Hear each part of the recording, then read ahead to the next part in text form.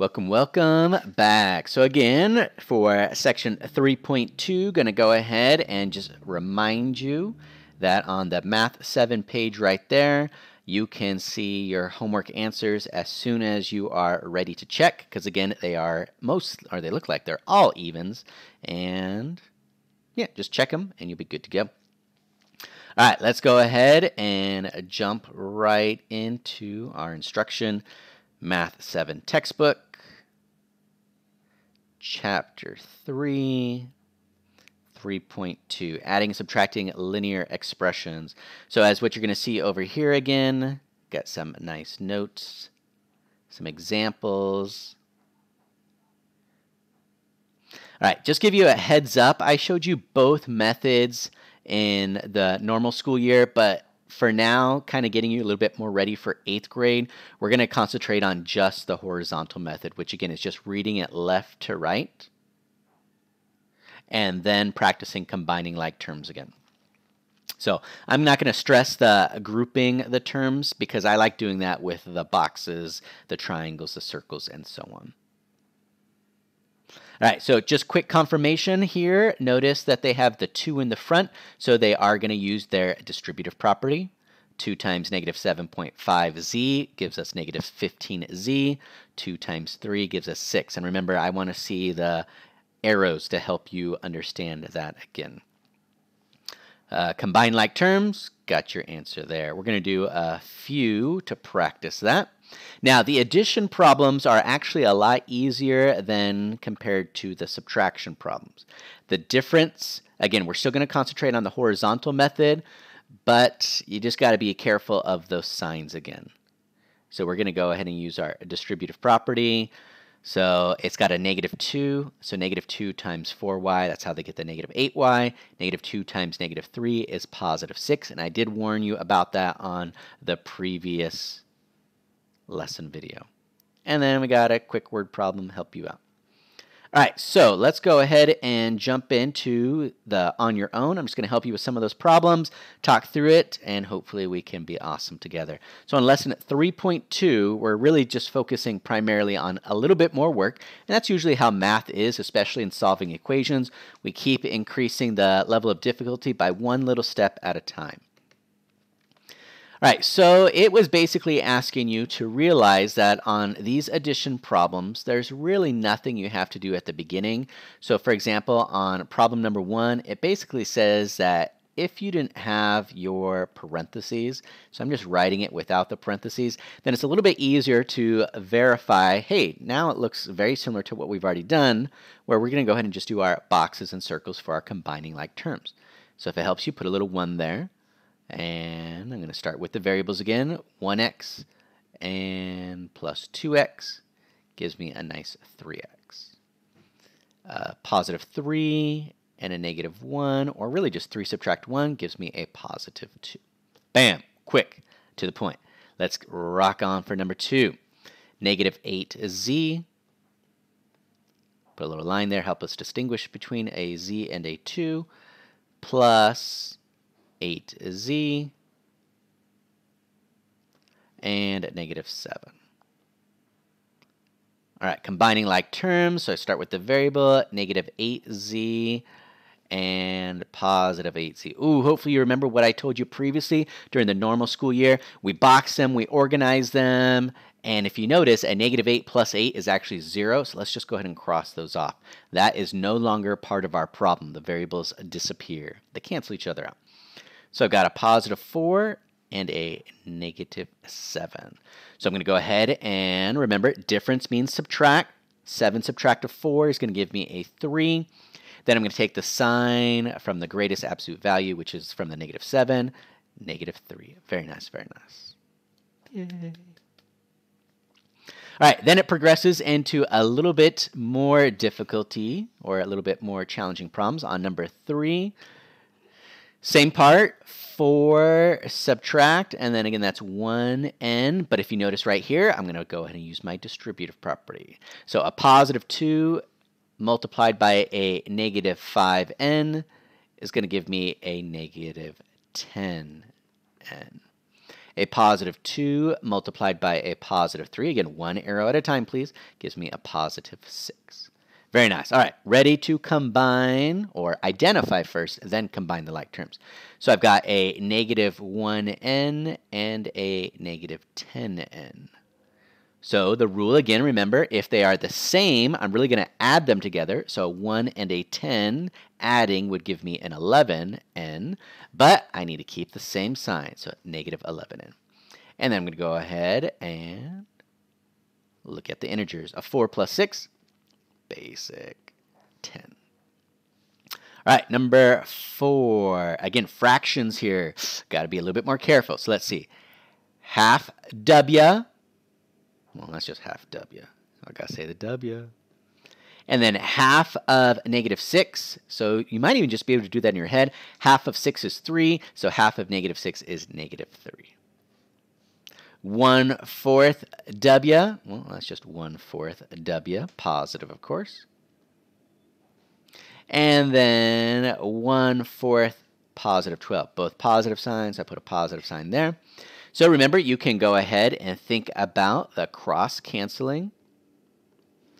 Or you can do 1 times 12, divide by 4. Both ways will give you a nice 3. All right, going to go ahead and combine my like terms. Half w and 1/4 w. Oh, wait a minute. We can't combine them yet. Need same denominators, LCD. So let's see. We've got a 4, really, right?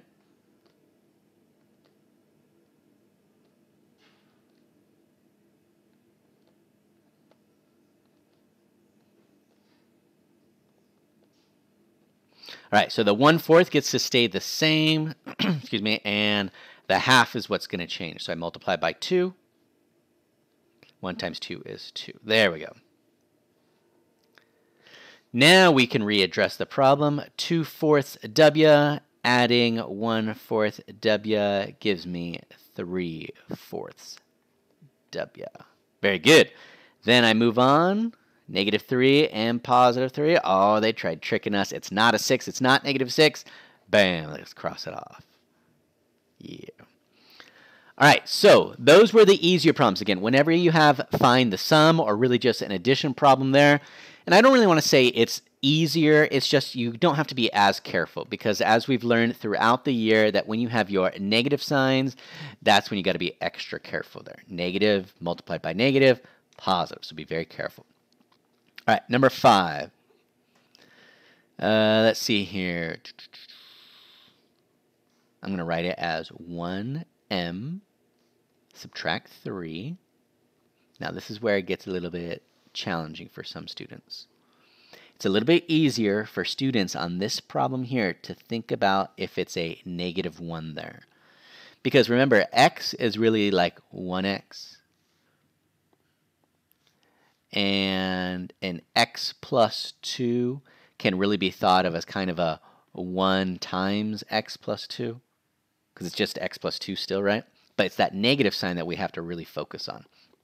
So that's why I put the 1 there to make it a little bit easier for students. Because when I do my distributive property, a negative 1 multiplied by a negative m, negative multiplied by negative, is positive 1m.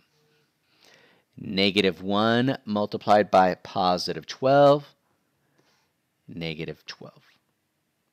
All right, now I am ready to identify, combine like terms. 1m, remember I get the sign in there as well. 1 plus 1 is 2m. Then I continue on, a negative 3 and a negative 12. Same signs, let's add them together to give me a 15, and it stays negative because they have the same signs. All right, looks good.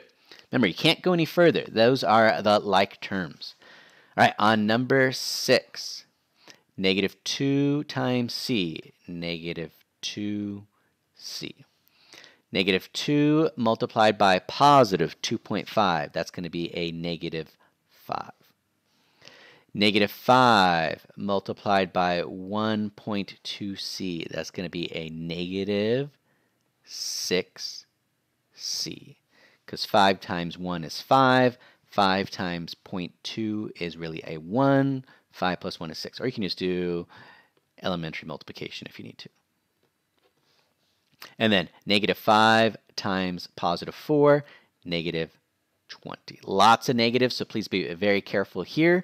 So let's see, negative 2c and negative 6c. Add them up, 8c with the negative sign.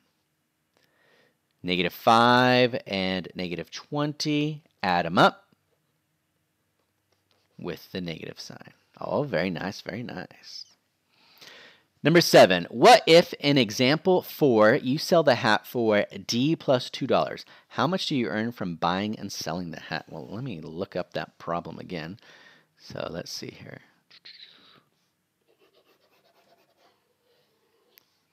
Number 7, example 4.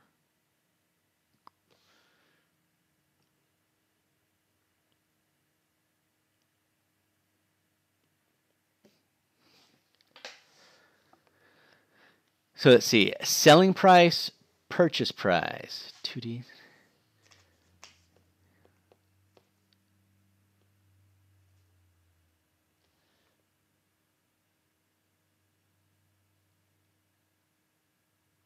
Okay, so it looks like the sell the hat for D plus 2, but you purchase it for D subtract 2. I think that's what they're saying, right?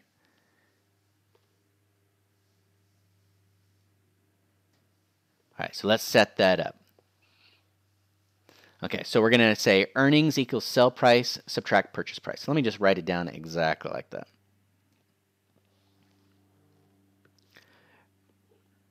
Earnings. Man, I can't even spell. Let's try that again. Earnings equals selling price subtract purchase price.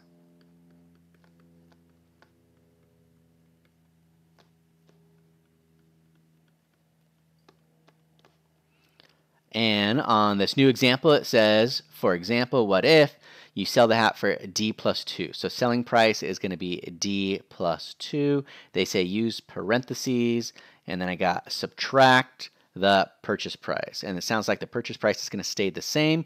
Purchase price is D subtract 2.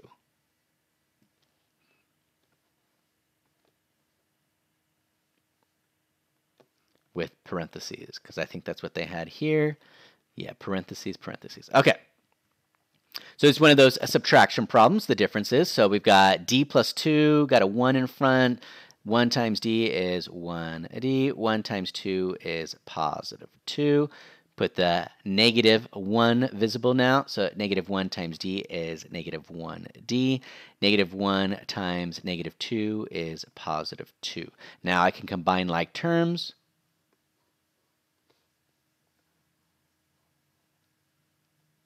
1D subtract 1D disappears.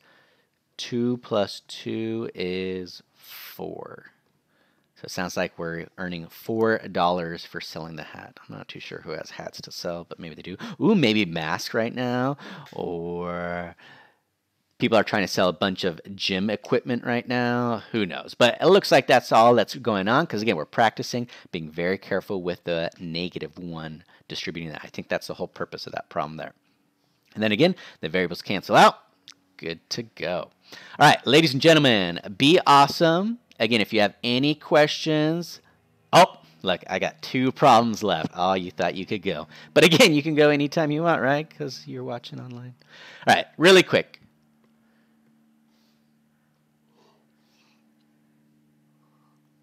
All right, we're going to put the little 1 there. Help us out. There's nothing in front. What if you want to put a 1? You can. So 1 times negative 2g is negative 2g. 1 times positive 7 is positive 7. Negative 1 times g is negative 1g. Negative 1 times positive 11 is negative 11. So again, we're combining like terms now after our distributive property. Identify them first, negative 2 and negative 1g. Add them up. Stays negative. Positive 7, negative 11. We're going to subtract them to get a 4. We're going to take the sign from the greatest absolute value, which is from the negative 11, negative 4. all we can do there. Done. All right, put a little 1 if you like. 1 times 4 is 4. 1 times negative 5y is negative 5y. Negative 2 times 3.5 is going to be negative 7y. And then right here, real careful again, negative 2 multiplied by negative 8 is positive 16. Combine like terms, always starting with the variables, negative 5 and negative 7. Add them up, gives me 12y with the negative sign. Positive 4, positive 16, positive 20. Excellent. All right, be awesome. Any questions, send them my way, and we'll be good to go. Keep learning.